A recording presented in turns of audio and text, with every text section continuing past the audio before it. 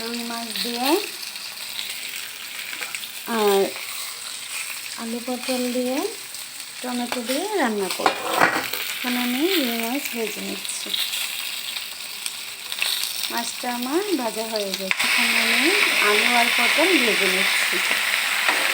এখানে আমি আলু আর পটল দিয়েছি। এখন লবণ দিয়ে দেবো আর হালকা একটু হলুদ দিয়ে দেবো। হলুদ আর লবণ দিয়ে আমি পটলটা ভেজে নেবো ভালো করে।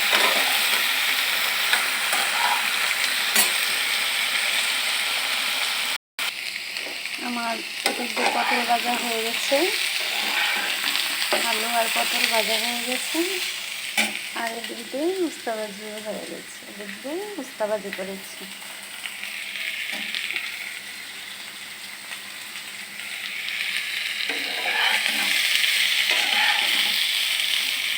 এখন আমি নামিয়ে নিয়ে মশলাটা কষিয়ে নেব। ভাজা ভাজা হয়ে এসেছে, হালকা একটু পানি দিয়ে নিই। পানি দিয়ে এখন আমি মশলা দিয়ে দিই।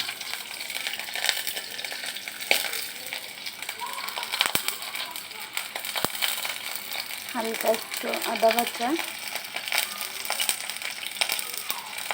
সামান্য পরিমাণে একটু রসুন বাটা,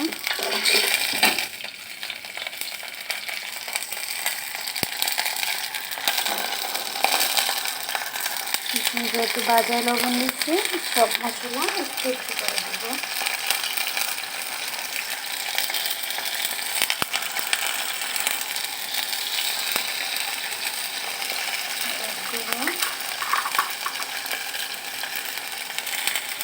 মরিচ গুঁড়ো,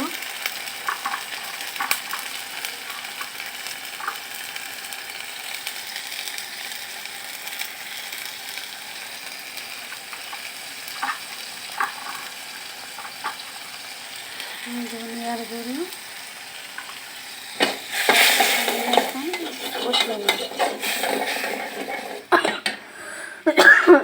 মশলাটা কষিয়ে নেব। এখন মশলাটা কষিয়ে এসেছে, টমেটোটা দিয়ে দেব।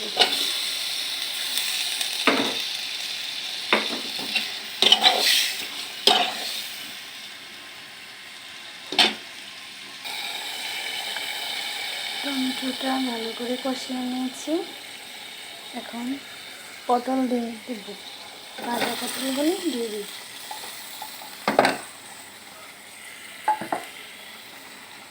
দেওয়ার পর এখন আমি ভালো করে মিক্সড করে নিই।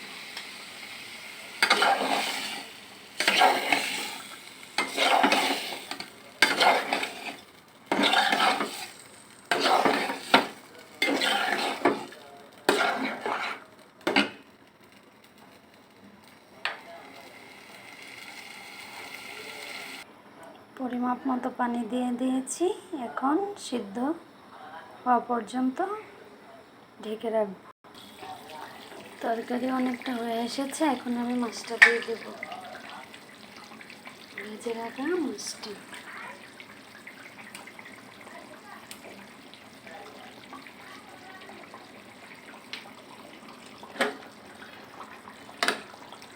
আমি মাছ একটু কেটে ছোট ছোট করে দিই, না হলে খেতে ভালো লাগে না, মনে হয় যেন মাছের ভিতরে কিছু ঢুকে নেই।